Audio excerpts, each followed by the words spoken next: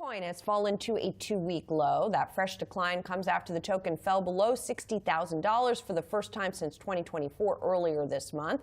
The sell-off has investors worried about a prolonged crypto winter, even as some begin to call for crypto spring. Joining us for more, Adam Back, the co-founder and CEO of Blockstream and the Bitcoin Standard Treasury Company. Adam, also the inventor of Hashcash, which was the proof-of-work algorithm cited by Satoshi Nakamoto in the Bitcoin white paper as the future basis for a mining function. And we've talked about this before, Adam. You've said you're not Satoshi Nakamoto. But let's talk about what's going on with price here, Adam, because there does seem to be this prolonged decline and sort of bump along the bottom. Would you define this as a crypto winter? And what are the signs you look for to tell you that it's ending? Well, I think an interesting technical level is the 200-week moving average, kind of 4-year rolling average. And that has historically gone up only, and last week increased to $62,000. So we are at sort of relatively cheap levels. So it's a good entry point for anybody deploying capital into the market.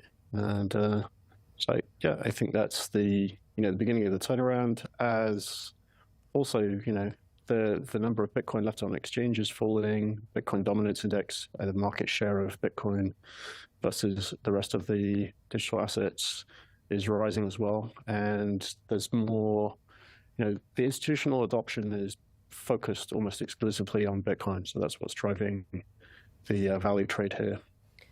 I mean, institutional adoption is definitely come a long way. ETFs are in here, but we've seen ETF outflows. And I guess the double-edged sword of institutional adoption is they trade it, which includes selling it, right? So undoubtedly, some of the selling pressure we've seen has been from institutions.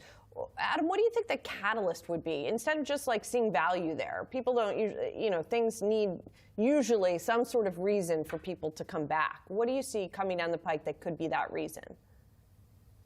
Well, to the extent there are people that took, sold at higher prices, like above 100,000, that's a psychological number. At these kind of levels, because 200-week is a kind of psychological level, and it's continuing to go up, you may see some of those participants put money back into the coin asset.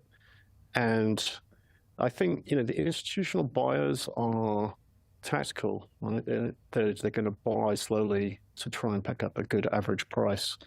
So I think you're seeing that going on. Also, there are other metrics like the Bitcoin left on exchanges that continues to go down.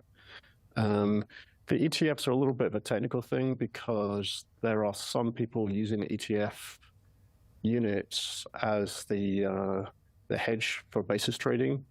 And so, if the funding rates drop, which they'll do in a less bullish environment, then they will exit those, but they're simultaneously buying back a short. So it can be neutral for the market as well.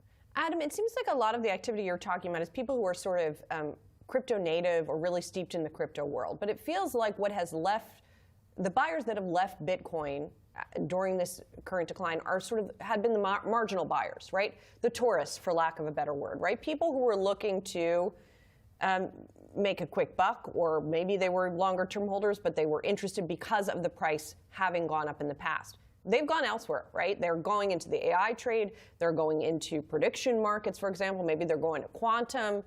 What brings those buyers back?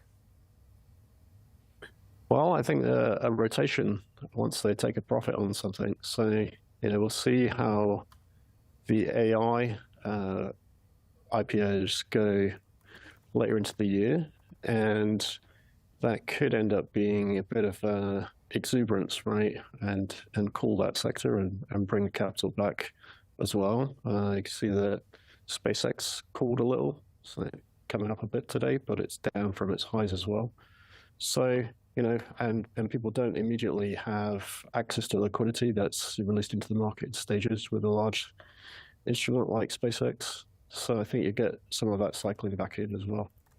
And what you're currently working on, among other things, is a digital asset treasury company that you're working on bringing public through a SPAC. Talk to me about that and what you think at this point of that digital asset treasury model. I mean, I think it's, like any investing, and Bitcoin included there, it's a long-term trade, and so there are advantages to this market, which is it's a lower entry point for any treasury companies buying at present, such as MicroStrategy, Strive, and others. They are reducing their average basis cost for people entering in this kind of environment. They're coming in with a lower average cost, and then the treasury companies tend to trade relative to their average Bitcoin purchase price, right? So I think that also looks as an opportunity, if you like. And strategy has come under criticism in some quarters for maybe some of those derivative products are not as straightforward as they seem, or they're not as transparent as they should be. I mean, what do you think of those products, and is that something, as you get up and running with your current venture, is that something you guys are going to explore?